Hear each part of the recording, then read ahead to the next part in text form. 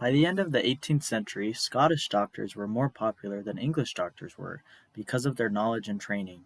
By 1825, almost 70% of the Royal College of Physicians were Scottish educated to help further advance medicine.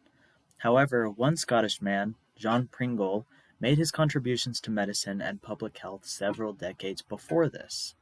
Welcome to Public Health Connections with Caleb. Today I will be focusing on Sir John Pringle and his amazing and important contributions to public health and to medicine.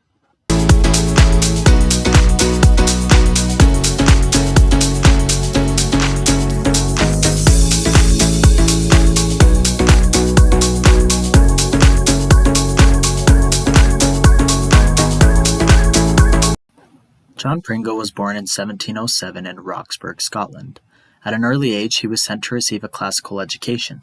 Throughout the years, Pringle originally decided to study commerce. However, in 1727, he visited the University of Leiden, where he happened to attend a lecture by physician Hermann Boerhaave. Having been impressed by the lecture, Pringle enrolled at the university, where he studied anatomy and surgery. Pringle graduated in 1730 and then went on to receive his postgraduate medical training in Paris. In 1734, he returned to Scotland and opened up a private practice. After a couple of years of practice, in 1741, he was appointed attending physician at the British Army Hospital in Flanders during the War of the Austrian Succession. In 1748, with the signing of the peace accord, Pringle kept his position as military physician and surgeon at the hospital.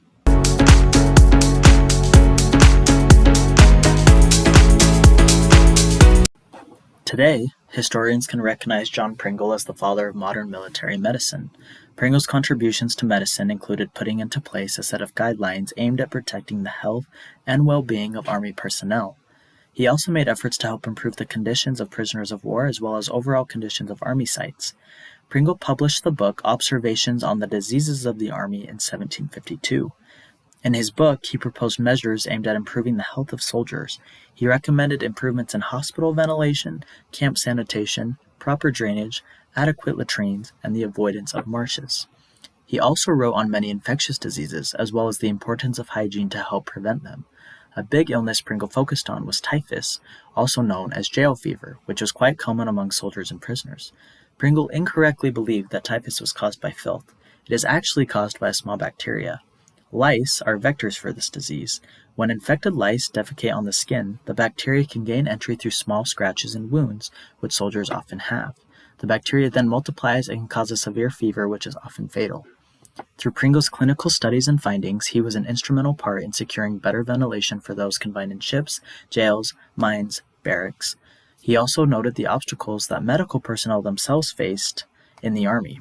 He proposed an international convention that would protect all medical personnel from attacks.